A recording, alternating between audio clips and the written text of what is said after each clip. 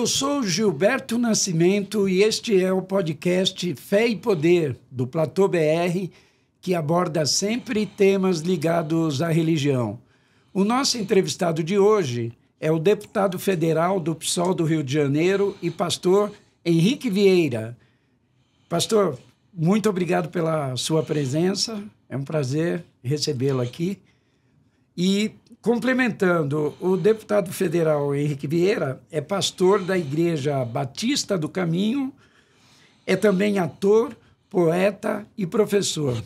Deputado, o tema da nossa conversa aqui hoje, inicialmente a nossa intenção é falar sobre o crescimento dos evangélicos e também a atuação política hoje que chama a atenção de grandes, de principais líderes evangélicos mais no campo conservador aqui no Brasil. Agora, não tem como a gente deixar de falar de um incidente que acabou de acontecer aqui em Brasília, na frente do Supremo Tribunal Federal, e que um ativista, um senhor, se matou, e tentou também atacar o prédio do STF. A gente gostaria de saber como que o senhor viu esse episódio e também se pudesse falar um pouquinho, porque no passado, nos atos de 8 de janeiro e em outras manifestações aí pelo país, havia a presença também de evangélicos conservadores atuando fortemente assim também junto a esses movimentos. Como é que o senhor viu esse episódio e essa atuação também de segmentos evangélicos? Primeiro, muito obrigado pelo convite, um prazer estar aqui com você, com a equipe, nesse canal, muito obrigado mesmo. Lamentar profundamente o que aconteceu ontem à noite aqui em Brasília. As investigações precisam ser feitas e concluídas. As primeiras impressões apontam para o que nós chamamos de lobo solitário, sem ali uma organização por trás. Isso tem que ser averiguado e confirmado ou não. De qualquer forma, eu vejo nesse atentado reflexo do que é a extrema-direita no Brasil. Não dá para fechar os olhos para a gravidade do que está acontecendo. Eu participei da CPMI do 8 de janeiro, que investigou os atos golpistas. E, por exemplo, lá nós fizemos a inquirição com George Washington, que colocou explosivos perto de um caminhão, perto de um aeroporto. Então, assim, não dá para achar que as coisas estão desconexas. De quem é, não a responsabilidade direta ou penal, mas de quem é a responsabilidade política do que está acontecendo no Brasil. Discursos de ódio contra a democracia, ódio contra o campo progressista, ódio contra militantes dos direitos humanos, ódio contra mulheres, ódio contra parlamentares de esquerda, ódio contra os ministros do STF, ódio contra o STF e as instituições democráticas, ódio mais ódio mais ódio. Nas redes, na tribuna, de lideranças, de figuras públicas, de parlamentares, massificando um discurso de eliminação do diferente. O que se espera diante de tanto ódio estimulado intencionalmente, fazendo sinal de arminha, desejando a eliminação do outro, banalizando a diferença? E eu fico triste para concluir essa primeira abordagem, que parte do segmento evangélico, e aqui eu chamo a responsabilidade de algumas lideranças, sobretudo, esteja sendo sequestrada por esse fanatismo religioso. No limite, o bolsonarismo é uma religião ultrafundamentalista. Ela tem um semideus, tem um conjunto de verdades absolutas, não consegue conviver com a diferença e estimula violência indireta ou diretamente para eliminar quem pensa diferente. O que isso tem a ver com igreja, com comunhão, com eucaristia, com a ceia do Senhor, com a misericórdia, a solidariedade, a compaixão, o amor ao próximo, que é tudo que Jesus nos ensina? E quem o senhor responsabiliza exatamente por esse tipo de ato, esse tipo de... Responsabilidade direta e penal tem que ter investigação. Eu sou uma pessoa muito séria e não faço espetacularização, mas assim... o bolsonarismo e parlamentares da extrema-direita cotidianamente usam aquela tribuna com palavras e discursos de ódio. Se eu falar que tem uma relação direta, intencional e orgânica entre esse discurso e o acontecimento, estou sendo leviano. Não posso falar isso, tem que haver investigação. Mas que há relação entre este discurso de ódio em espaços de poder por figuras públicas com influência, que depois utilizam as redes sociais massificando isso, que há relação entre extrema-direita e derretimento da democracia, há relação da extrema-direita com misoginia, racismo, violência contra mulheres, violência contra o povo negro, há relação da extrema-direita com destruição de famílias, porque as pessoas não conseguem mais conviver e dialogar na diferença, há relação da extrema-direita com a tentativa de impedir a posse do presidente Lula? Sim. Há relação da extrema-direita com os atos golpistas do 8 de janeiro? Sim. Há relação da extrema-direita com bomba perto do aeroporto de Brasília, na época lá da diplomação do Lula? Sim. Há relação da extrema-direita com tentativa de depredar a sede da Polícia Federal em dezembro de 2022? Sim. E há relação simbólica e política da extrema-direita com um homem de extrema-direita que se explode na frente do STF? Óbvio que é essa relação política, simbólica, cultural. Até quando nós vamos normalizar a extrema-direita e dizer que ela cabe dentro do jogo democrático e que é só mais uma força política? Não é.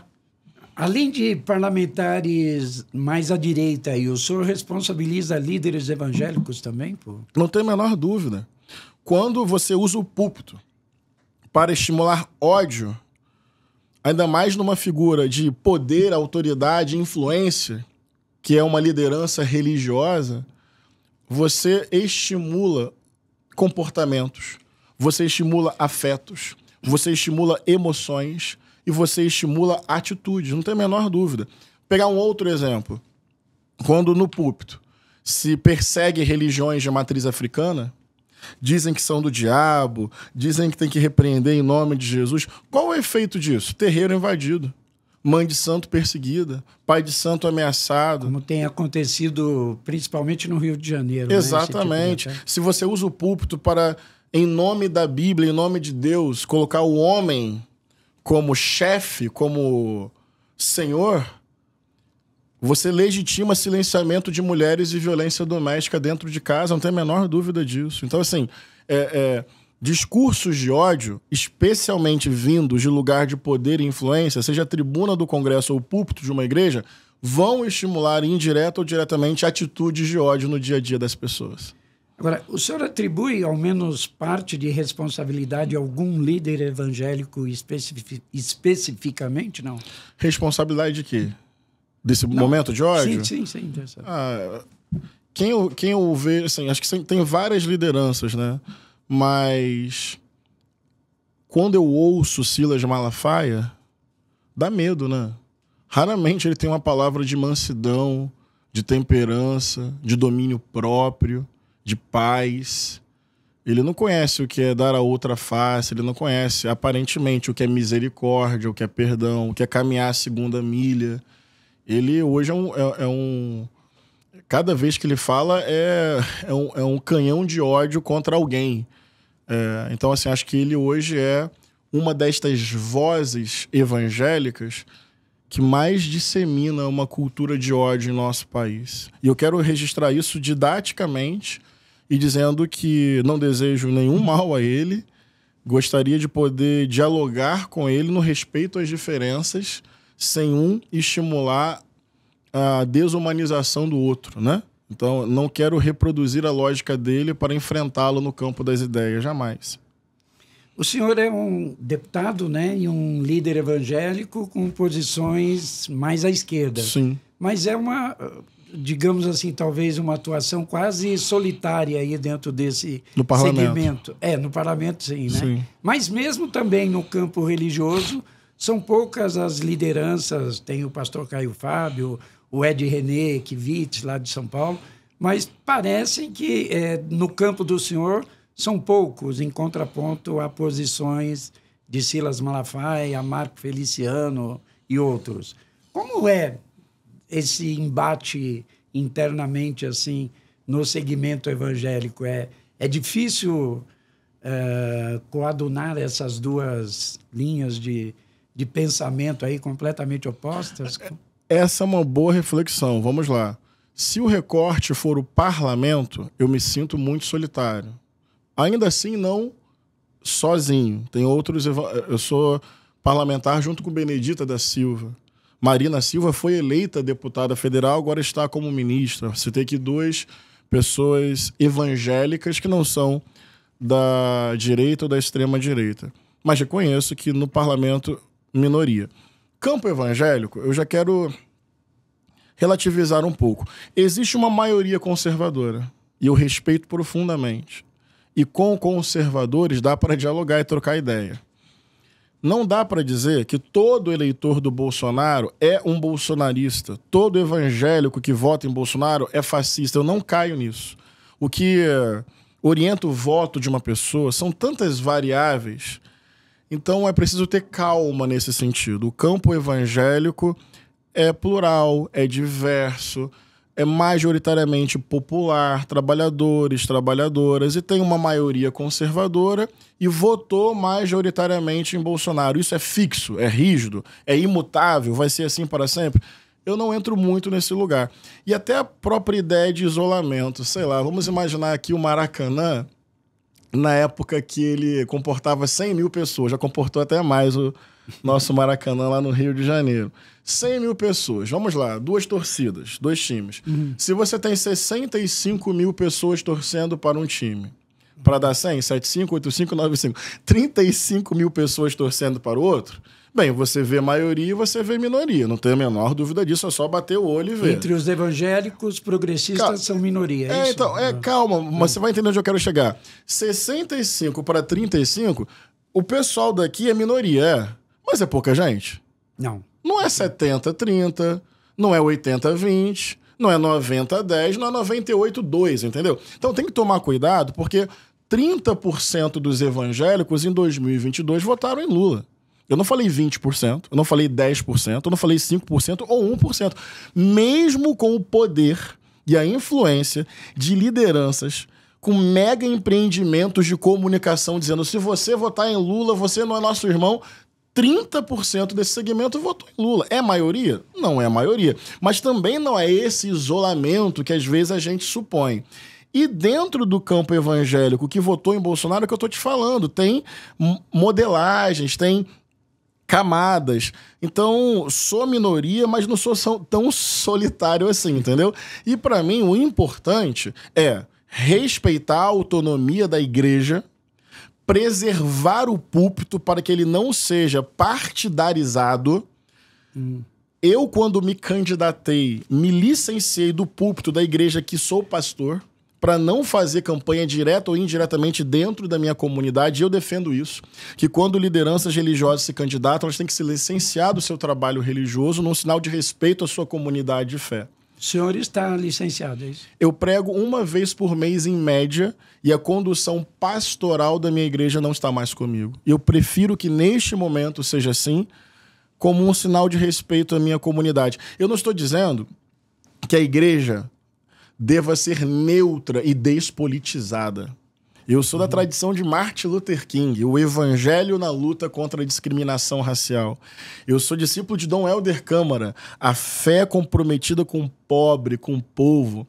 Então, não estou defendendo uma igreja alheia e alienada diante do sofrimento do mundo. Precisa, à luz do evangelho de Jesus, defender a justiça, promover a paz e a misericórdia e se colocar ao lado de quem sofre. Isso é ética do evangelho. Agora, partidarizar, trazer para a igreja um candidato só, sem fazer um debate plural e começar a perseguir quem pensa e vota de uma outra forma que não a que o líder defende, isso eu sou completamente contra.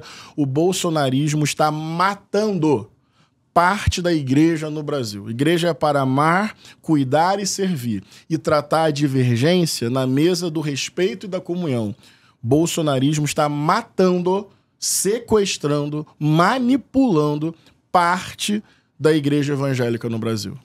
Na última disputa presidencial, o presidente Lula venceu, mas ainda assim, entre os evangélicos, o Bolsonaro teve 3 milhões de votos a mais do que na eleição anterior, quando ele foi eleito.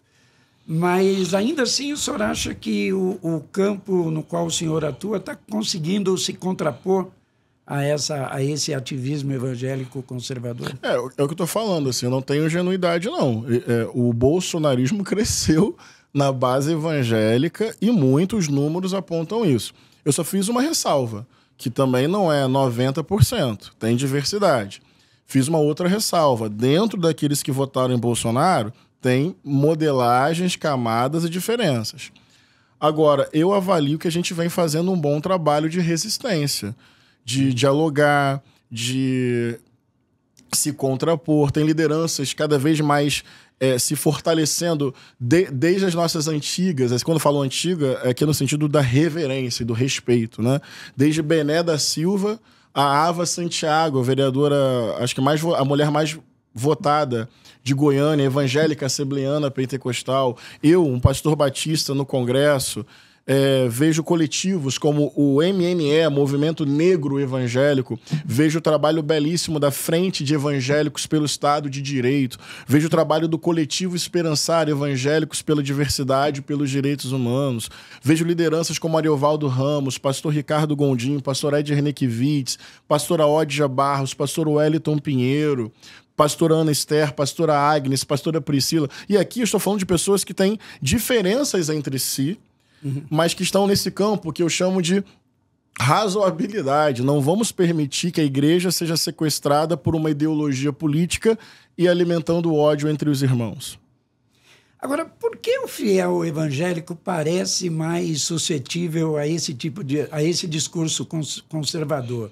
Era a propaganda anticomunista ou é hoje o discurso do empreendedorismo, da prosperidade que a esquerda parece não ser tão ligada ainda a esse discurso? Excelente pergunta e difícil resposta, mas eu vou por esse caminho mesmo, né? O Brasil é um país que foi fundado numa colonização escravocrata e num capitalismo periférico, e quem tem os grandes meios de comunicação historicamente vai promovendo ideias, massificando ideias que conservam esta ordem. Então, repara, não é um debate tão simples, são séculos de um cristianismo hegemônico, poderoso. Não estou falando de Jesus, da Bíblia, do Evangelho, estou falando desse cristianismo hegemônico que legitimou colonização, escravidão. Então, esses valores, eles têm prevalência, eles têm grande influência na sociedade brasileira até hoje. E esse poder, essa prevalência, essa influência tem a ver com poder econômico. Eu tenho uma página no Facebook, uma conta no X, no Twitter, uma página no Instagram. Edir Macedo tem uma rede de televisão. Então, assim, tem sites, jornais, editoras. Então, assim, eu só comecei com uma rede de televisão. Então, assim, até a condição material para você disputar essas ideias não é uma condição equilibrada entre as partes, né?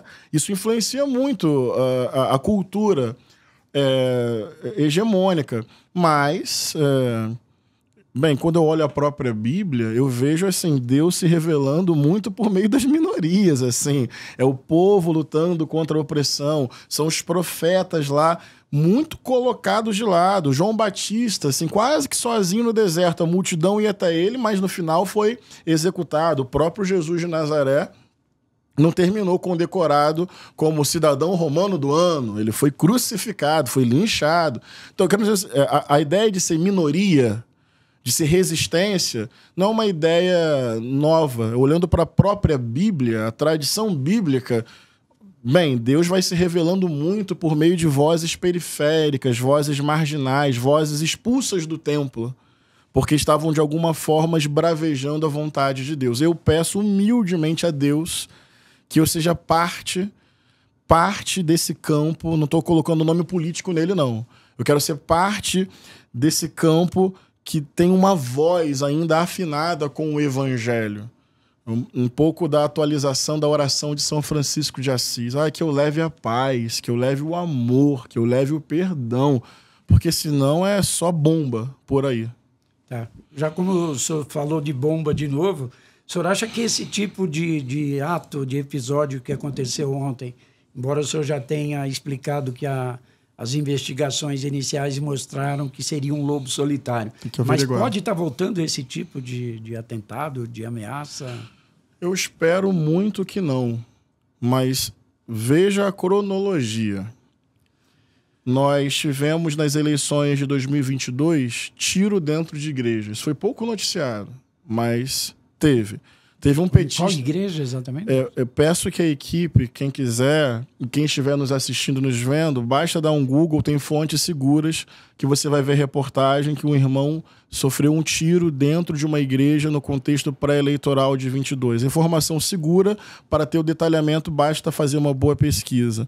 Mas o senhor pode dizer quem é o irmão e qual a igreja? Não, o nome eu não sei. É uma igreja evangélica, o nome do irmão agora eu não me lembro, mas foi fruto de briga por conta de política. Eu lembro do pastor Hermes Fernandes, que disse ter recebido bastante ameaça. Não, né? Mas aí eu recebo discurso de ódio todo dia. Assim, é isso mesmo. Assim, a gente é linchado por determinado setor. É que eu quero construir uma cronologia que quando o Lula ganha, lembra que os caminhoneiros, alguns, né, muitos, pararam várias estradas do Brasil. Depois aqueles acampamentos surreais, flagrantemente inconstitucionais, em frente aos quartéis. É impressionante a gente ter convivido com aquela anomalia se fosse uma manifestação, sei lá, do sem-teto. E o Exército permitiu, né? Não, é isso que eu tô querendo dizer. Você consegue imaginar um acampamento do MST em frente a um quartel? E ali a pauta era a intervenção armada, uma pauta flagrantemente antidemocrática. Chega dezembro, quebra-quebra em Brasília, tentativa de invadir a sede da Polícia Federal, bomba perto do aeroporto. Chega 8 de janeiro, vem a depredação dos três poderes. Tem uma cronologia aí, ou seja, eu espero que isso pare. Mas para parar, depois disso tudo, sabe qual é a pauta que estava ganhando força lá no Congresso? A anistia. Então, se você está dizendo para a sociedade que você quer anistiar quem fez aquilo, você está dizendo, olha, tudo bem. Se é tudo bem, cara, então pode continuar acontecendo. Então, se vai continuar acontecendo ou não, depende de como a gente vai lidar com esse tipo de violência política no Brasil. Se naturalizar, se dizer, é um lobo solitário, não tem nada a ver com nada, só enlouqueceu, eu acho que o caminho é perigoso. Esse ato de ontem enterra as chances de anistia do ex-presidente Bolsonaro? Eu acho que essa chance nunca devia ter existido. Na minha compreensão, enterra. Agora, olha, eu espero qualquer coisa do Congresso. Para eles dizerem, para eles inventarem uma história X, porque a extrema-direita não trabalha com verdade nem com razoabilidade. Então, sei lá o que eles são capazes de inventar para se auto-justificar e continuar defendendo a anistia. Eu espero que o bom senso prevaleça. Não estou falando de esquerda apenas, falando de campo democrático, onde inclusive cabe conservadores, liberais, direita, centro, esquerda. Quem acompanha o meu mandato, eu sou do diálogo. Aqui existe diálogo, divergência e existe extrema-direita. Extrema-direita, para mim, é uma força criminosa. O senhor pode dizer mais um pouco por que o senhor espera qualquer coisa do Congresso? Por causa disso, né? São pessoas que são contra... Lá tem pessoas contra a vacina, lá tem pessoas que acham que a Terra é plana, lá tem pessoas que defendem a hierarquia do homem sobre a mulher, lá tem pessoas que acham que LGBTs não são cidadãos e cidadãs e não deveriam ter o casamento reconhecido diante do Estado, lá tem pessoas que andam com arminha no terno, glorificando a violência, zombando do sofrimento de mães que perderam seus filhos para a violência do Estado. Essa semana teve um deputado que na pauta da PEC 6x1, ele falou que basta o povo trabalhar com o que ama, porque se você trabalha com o que ama, você não fica olhando o relógio. Então tem esse tipo de comentário absurdo que desconhece a realidade do nosso povão, que trabalha para sobreviver, e ele dando lição de moral. E esse mesmo deputado é comprovado que ele usava dinheiro público para alugar BMW para os seus deslocamentos. E quando questionado, ele disse: é isso mesmo, eu quero manter o meu padrão de vida. Então, assim, tô querendo dizer que eu tentei te dar exemplos de que você pode esperar qualquer coisa. De quem acha que a Terra é plana, de quem é contra a vacina, de quem glorifica a violência, de quem zomba do sofrimento humano. Então eles podem inventar qualquer narrativa para justificar o que está acontecendo, para se desresponsabilizar e continuar achando que Bolsonaro é uma espécie de Deus. Deputado, pesquisas, né? O Datafolha mostrou numa pesquisa há pouco tempo que no próprio segmento evangélico, que a maioria dos evangélicos seriam mulher, negra e pobre. E por que, então, até já fiz essa pergunta, mas mais uma vez, por que, então, a maioria dos evangélicos é conservador? E se a maioria também da população brasileira é pobre, por que o Congresso é tão conservador e elege uma maioria mais à direita? Então? Perfeita pergunta, maravilhosa, mas é porque a realidade é complexa e porque a nossa democracia é muito falha. Primeiro que nós teríamos que olhar o detalhamento da pesquisa para dentro do campo evangélico, escolhendo a categoria mulher e depois mulher negra e depois mulher pobre, ver o que acontece com os votos.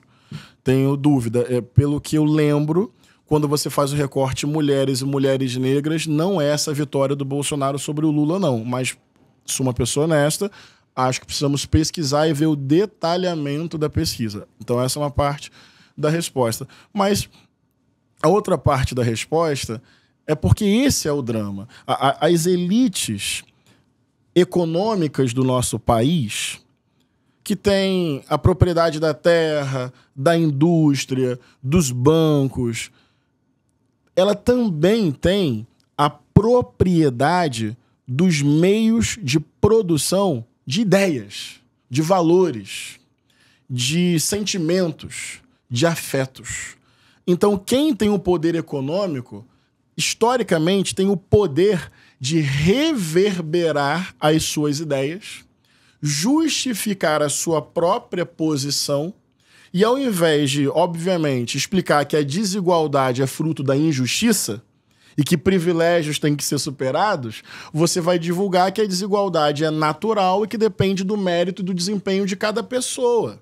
Então, o que responde à sua pergunta é uma profunda injustiça histórica. O povo é explorado, o povo é precarizado e, no acesso às informações, também tem injustiça e também tem desigualdade.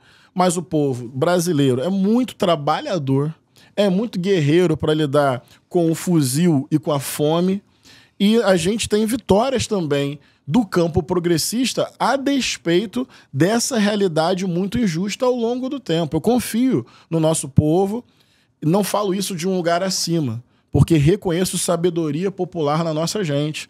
Mas esse fenômeno que você coloca tem a ver com a própria estrutura de uma sociedade capitalista que usa os meios de comunicação para justificar o seu próprio funcionamento. Então, ao invés de lutar por direitos, por reforma agrária, por taxação da grande fortuna, por um outro modelo econômico mais distributivo, faça o seu. Se empenhe, que você vai vencer na vida. É o discurso da teologia da prosperidade. E é isso que explica o crescimento dos evangélicos, principalmente dos neopentecostais. Não só neopentecostais, não. A teologia da prosperidade é a sacralização do capitalismo liberal. É você... E o que para mim não tem nada a ver com o evangelho de Jesus. Jesus trabalhou partilha. A prosperidade está no evangelho, mas não pelo acúmulo individual, mas pela sabedoria da partilha para ver todo mundo crescer junto.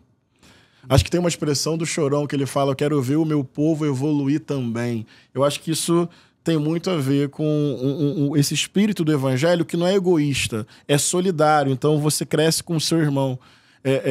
Em Atos capítulo 2, salvo engano, falando das primeiras comunidades, primeiras igrejas ali, pós-Jesus Cristo, falava sobre esse espírito de não propriedade privada, tá?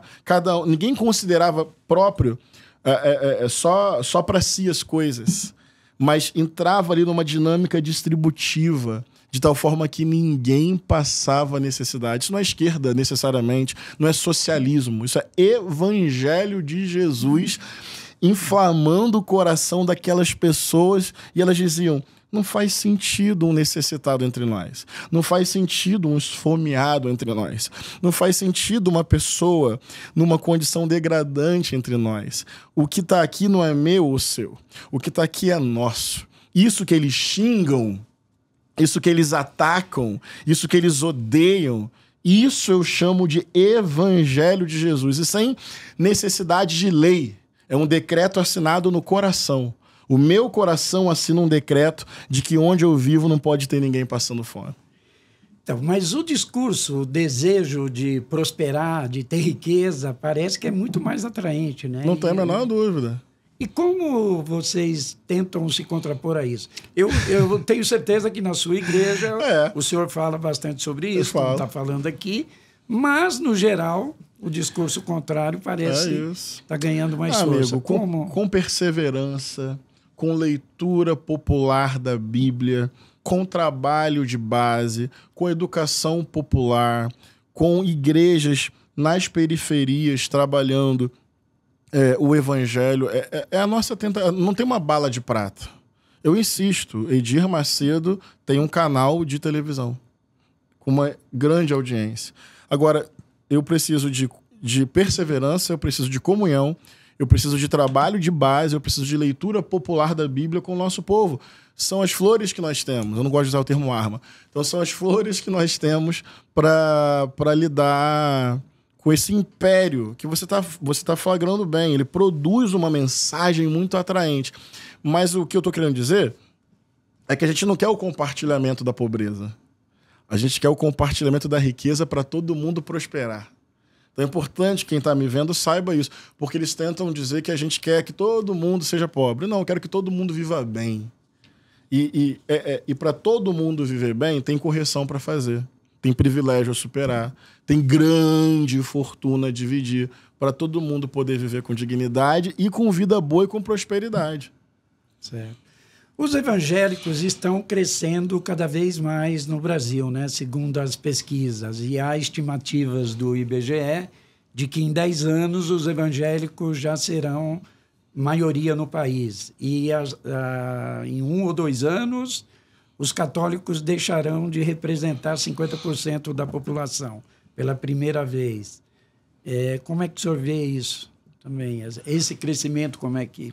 É um crescimento já verificado nos últimos censos e que tende a se confirmar. Você pega a segunda metade do século XX, êxodo rural, industrialização, crescimento das cidades. A igreja evangélica, pelo seu formato mais diverso, mais simples, mais informal, mais territorial, ela cresce muito nesse modelo de sociedade mais acelerado, mais urbano. Então, é uma tendência do nosso tempo. Como faz para abrir uma igreja evangélica? Já se perguntou isso? Se um grupo de 20 pessoas decide alugar uma garagem, coloca ali umas cadeiras, tem um líder, um pastor ali, coloca uma placa na frente. Igreja... Basta registrar o nome da entidade. Pronto. Olha, em termos de burocracia, em termos de informalidade, em termos de tempo, em termos de comunidade, é muito fácil. E eu não estou criticando, não, só estou constatando. Então, o modelo evangélico tem muito a ver com esse mundo urbano, acelerado, da informalidade. E estas igrejas acabam sendo, muitas vezes, o único lugar de convívio. E que pessoas muito maltratadas no dia a dia dessa sociedade ganham nome, ganham status, algum nível de autoridade, empoderamento. Então, eu vejo com naturalidade o crescimento da igreja evangélica no Brasil.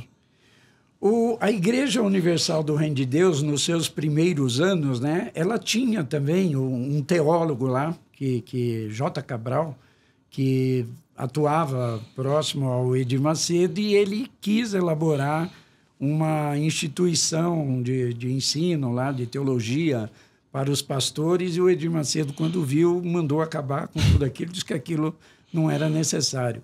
Muitas outras igrejas também evangélicas seguem, ou neopentecostais, sei lá, seguem esse tipo de conduta, não dão importância a esse ensinamento teológico e estariam dando mais importância a outras questões? Eu não gosto de centrar a minha crítica aos neopentecostais e aos pentecostais exclusivamente, não. Porque tem diversidade no campo evangélico e tem igrejas protestantes históricas ultrafundamentalistas. Sim. E a verdade é que o campo pentecostal e neopentecostal é muito popular. Eu preciso respeitar o nosso povão, viu? Quero respeitar muito. Agora, é verdade, eu vejo que em várias igrejas há uma perda de cuidado com a formação bíblica e teológica. E talvez seja um projeto, né?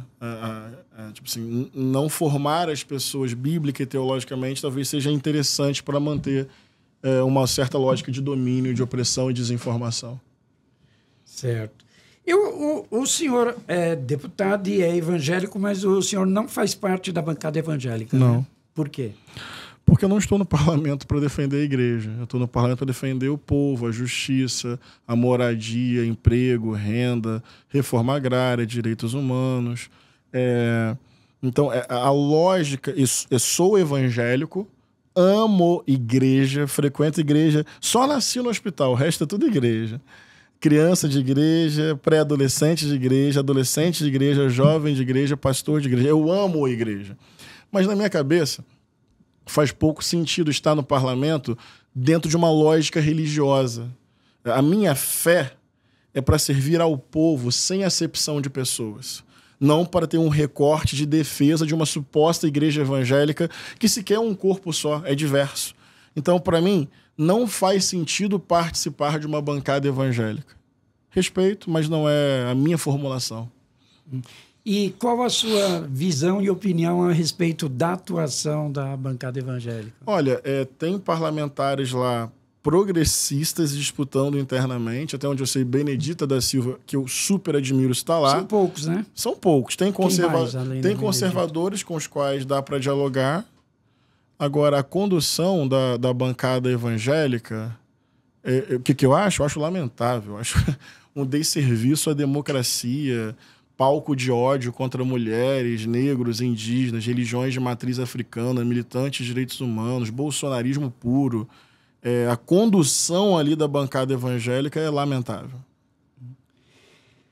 Como que o senhor vê os evangélicos também aí, no caso, não só a bancada evangélica, mas fiéis também serem tão contrários à atuação de movimentos LGBT ou contrários a um monte de pautas progressistas, assim? A questão anti-aborto, por exemplo, como o senhor coloca a respeito desses temas aí? Tem que especificar o tema, mas claro. Tem muito preconceito que inviabiliza o debate. Porque a pessoa já chega com um olhar muito enviesado. LGBTs não são letras, são pessoas. Quer usar uma imagem bíblica? Pessoas feitas à imagem e semelhança de Deus. Pessoas a quem Deus ama e quer bem. Pessoas por quem Jesus deu a sua vida também. Então, no limite, nós estamos falando de cidadania, de humanidade, de respeito. O que é a pauta LGBT? É a pauta por dignidade. É a pauta por sobreviver e viver sem medo. É a pauta para você poder ter o seu afeto reconhecido diante do Estado. Por que nós somos contra a dignidade destas pessoas? Então, nós precisamos dialogar com estes irmãos para que eles entendam que a pauta LGBT é uma pauta de dignidade, de gente que tem o direito de existir, e gente querida e gente amada por Deus. Gente feita à imagem e semelhança de Deus.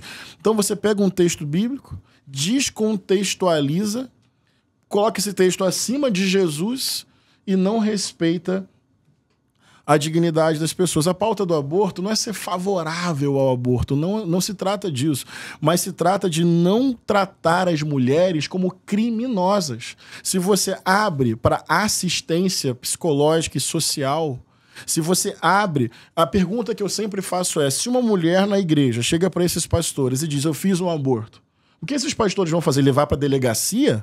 Para que essa mulher seja presa? Esse é o tema. Porque o aborto está acontecendo, só que de forma clandestina, insegura, com as mulheres isoladas, ameaçadas, pobres, em sua maioria negras, fazendo de forma completamente clandestina e morrendo. Então, o debate é pró-vida. A atual criminalização do aborto não está protegendo a vida de ninguém. Então, tudo, eu acho que tem que tirar o preconceito, colocar sobre a mesa e fazer um debate mais respeitoso, mais calmo. Porque aí eu acho que a gente pode chegar a lugares melhores. Tá. Mas quando perguntam se o senhor é a favor ou contra exatamente o aborto...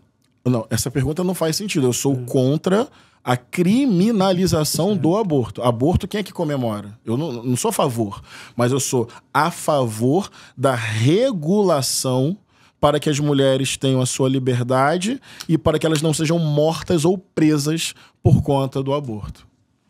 Certo. O pastor Caio Fábio, que esteve sentado aqui nessa mesma cadeira que o senhor, ele disse que líderes evangélicos conservadores hoje estariam querendo transformar o Brasil numa teocracia. O senhor também concorda com isso? Sem a menor dúvida.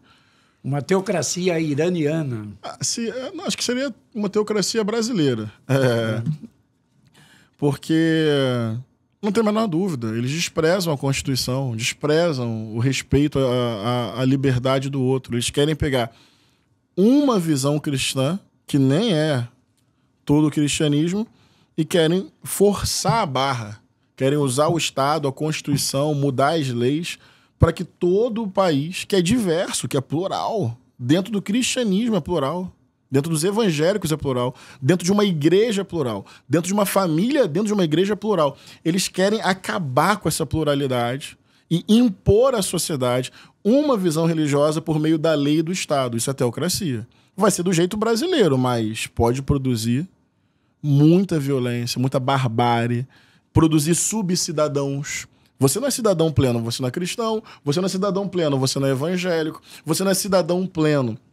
Seu modelo de família não é heteronormativo patriarcal.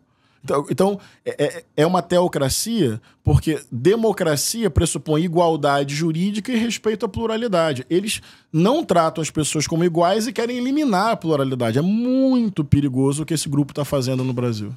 Eles teriam, então, realmente um plano de poder aí, como o Edir Macedo escreveu um livro confessado, sobre isso. Né? Só não vê quem não quer. E como vocês se contrapõem a isso? Mais uma vez já fiz essa pergunta. Com a nossa vida, né? Afirmando que o Brasil é plural, que o Brasil é diverso. No Brasil cabe o amém, cabe o axé, cabe o shalom, cabe o aleluia, cabe o salam, cabe o saramaleico, cabe a não crença religiosa. No Brasil cabe a diversidade, cabem os indígenas, os ciganos, os quilombolas. Eu acho que nós temos que afirmar um Brasil plural contra essa tentativa de uniformizar todo mundo, que é fundamentalista, fanática, fascista. E tudo isso ganha no Brasil uma assinatura bolsonarista, né? Então é fanatismo, fundamentalismo e fascismo.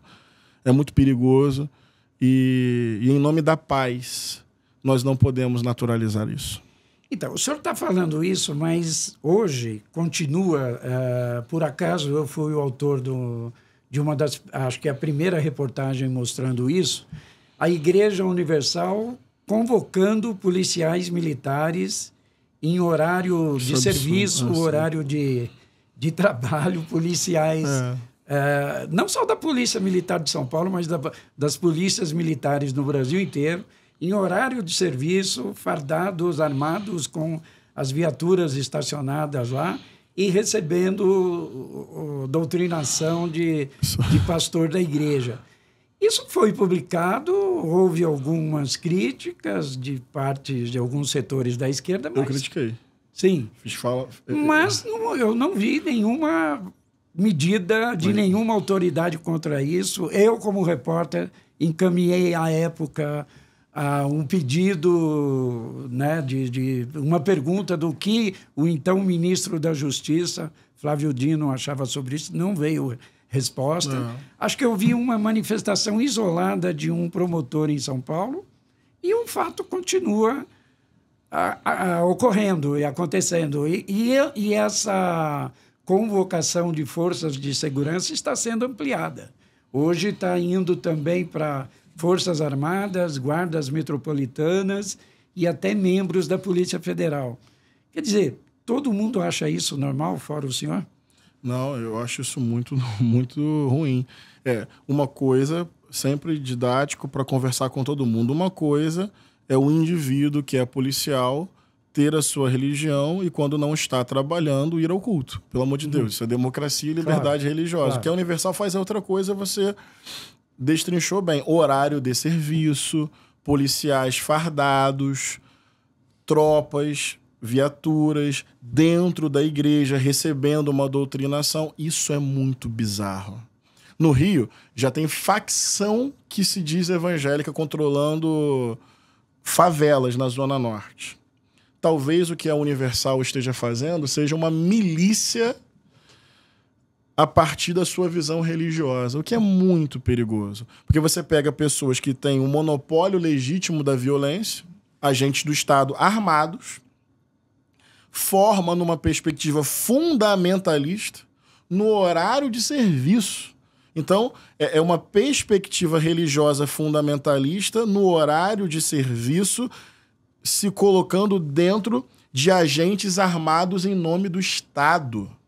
É absurdo e antidemocrático. O efeito pode ser devastador. Eu já fiz requerimento, eu já fiz ofício, já fiz fala em plenário, eu já denunciei, mas a sua fala eu tomo como alerta para eu não desistir dessa pauta, porque a gente não pode naturalizar.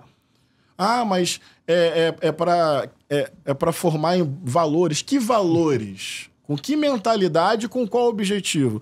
Chama o indivíduo para ir no culto domingo. Não para vir fardado no horário de serviço. Isso seria a Universal aparelhando a PM. Com qual objetivo? Qual o objetivo da Universal? O que isso tem a ver com evangelização? Isso tem a ver com plano de poder, que já tem poder econômico e pode ter agora poder armado dentro da polícia. É o que? Uma milícia da Universal que a gente está vendo nascer no Brasil?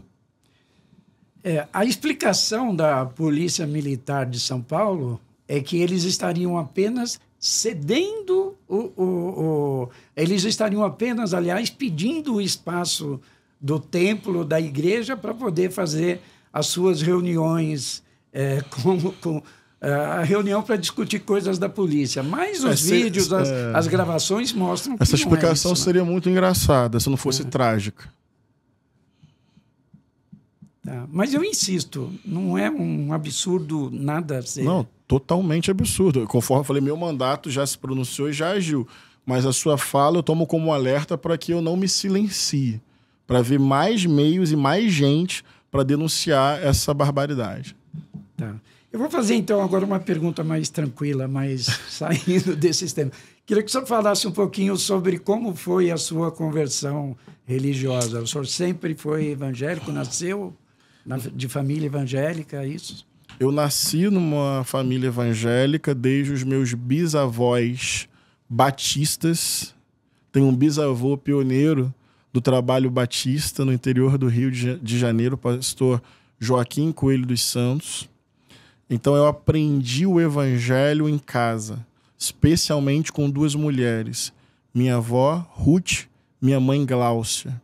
Era uma criança que orava antes de dormir e orava ao acordar, sempre com a minha mãe, aprendendo sobre Deus ser amor revelado na pessoa de Jesus. Quando adolescente, esta semente já viva em meu coração frutifica de vez. Mais do que herança familiar, é a minha adesão consciente, voluntária, convicta, apaixonada por Jesus Cristo, pelo Evangelho. Certo. E antes de encerrarmos também, então, queria que o senhor falasse um pouquinho sobre política. O senhor é deputado do PSOL, e não só na área religiosa, mas muito atuante também na política. Como foi como o senhor viu a experiência, a candidatura do Guilherme Boulos em São Paulo e a derrota lá para o prefeito nós não perdemos reeleito Ricardo Nunes? Nós não perdemos para o Ricardo Nunes. Boa parte das pessoas nem sabe quem ele é. Nós perdemos para a máquina da Prefeitura de São Paulo, nós perdemos para a máquina do governo do Estado, nós perdemos para a máquina da fake news alimentada pela extrema-direita e nós perdemos também por boicote de parte de uma imprensa influente em São Paulo. Sem isentar coisas que nós podemos melhorar no nosso discurso, na nossa campanha, mas não é Ricardo Nunes. Ricardo Nunes, para mim, é fantoche de Tarcísio. Tarcísio é operador máximo de um bolsonarismo sem Bolsonaro no Brasil. E esse é o alerta que eu quero fazer. Tarcísio não é direita, é extrema-direita fingindo razoabilidade. Agora, perdemos, encontramos um teto. Também não é fácil fazer 2.300.000 votos e Boulos, na minha opinião, sai fortalecido como uma das grandes lideranças da esquerda no Brasil. Popular, sabe dialogar, sabe fazer aliança estratégica, não abre mão de um projeto de esquerda e tem 42 anos de idade. Então é um dirigente político de máximo respeito. O próprio Lula perdeu algumas eleições até se tornar presidente. Eu acho que Boulos, especialmente com o espírito que ele tem de rua, de casa em casa, conversando com o povo, aceitando o debate, não recuando diante da extrema-direita, alimentando as bandeiras de esquerda, sabendo dialogar, tem um futuro incrível, não só para ele, mas para nós. Ter o Boulos como liderança é uma excelente notícia. Tá. O Platô BR publicou,